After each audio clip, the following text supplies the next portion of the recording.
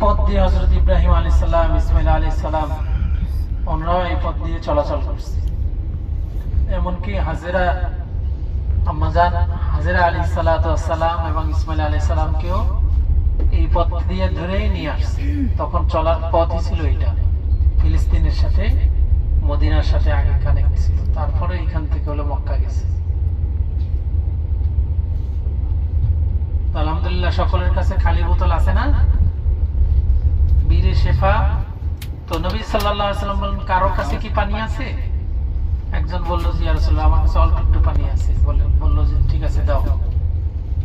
নবী সাল্লাল্লাহু আলাইহি ওয়াসাল্লাম সেই অল্প পানি কুলি করে একটা শুকনা কূপের মধ্যে, যেটার মধ্যে পানি ছিল না, কুলি করে সেই পানি কূপের মধ্যে ফালানোর সাথে সাথে আল্লাহ তাআলার কুদরতে পুরো কূপ পানিতে ভরে গেছে। সুবহান। যেহেতু নবী সাল্লাল্লাহু আলাইহি সাল্লামের মুখের লালার সাথে ৭০,০০০ রোগের ঔষধ ছিল, ওই পানির সাথে নবী সাল্লাল্লাহু আলাইহি সাল্লামের লালা মিশ্রিত আছে বর্ণিত অনুযায়ী। সেই জন্য অনেকেরই ধারণা যে শেফা কূপের পানি যদি কেউ ৪০ দিন একাধারে কোনো নিয়তে খায়, আল্লাহ তাআলা তার ওই রোগ ভালো করে দেন ইনশাআল্লাহ। যদি আল্লাহ চান তাহলে ভালো করে দেন। আমরা শিফা কূপের পানি নেব, আর বীরের আবহাওয়া বরকতময় পানি নবীরা পান করছেন, ওটা থেকেও আমরা পানি নিয়ে নেব ইনশাআল্লাহ।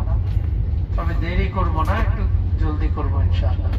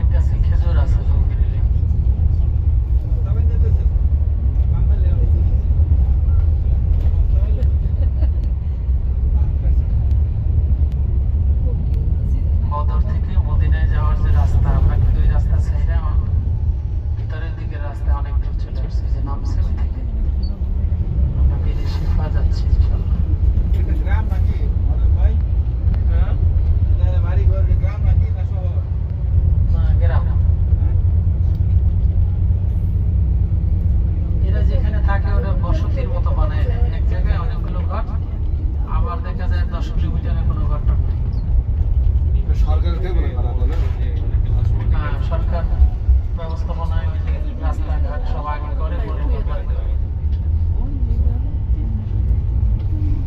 আল্লাহ রহমত বাদশা সব হারের মালিক না, সবই মালিক এরা। আর মালিক যদি গোলাম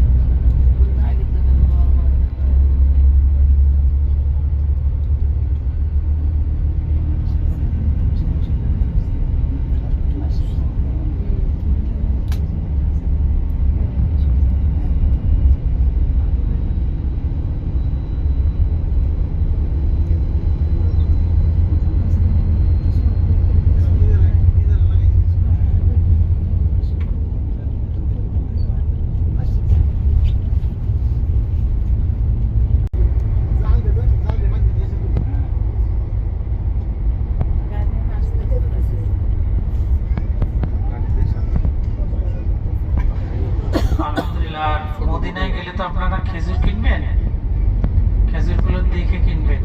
আগের বছরের খেজুর থাকে, ওগুলো ভাঙলে অনেক সময় পোকা হয়, বা বাড়িতে নিয়ে গেলে ১০-১৫-২০ দিনের মধ্যে পোকা হয়। এই জন্য দেখে তাজা খেজুর কিনবেন। তাজা খেজুর চিনবেন কিভাবে? যে খেজুরটার উপরে একটা সাদা সাদা আবরণ ওঠে না, একদম তেলতেলা, ওইটা হলো তাজা। আর যেটার উপরে একটা আবরণ ওঠে, সাদা সাদা খসি খসি উঠে যায় না অনেক খেজুরে, ওইটা আগের খেজুর। ওইটা যত যত কম ওঠা তত ভালো।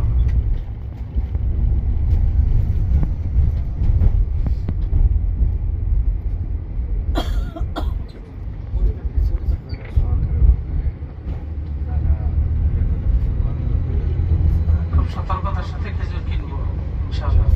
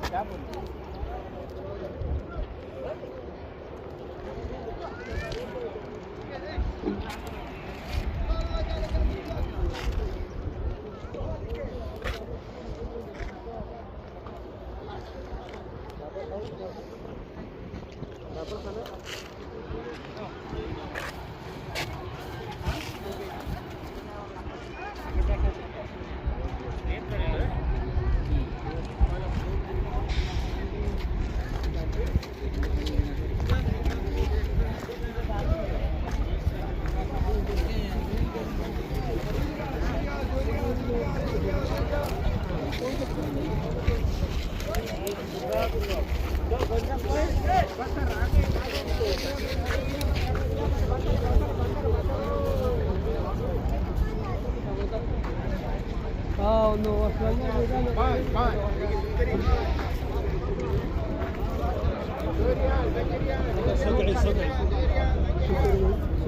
Sukar ya.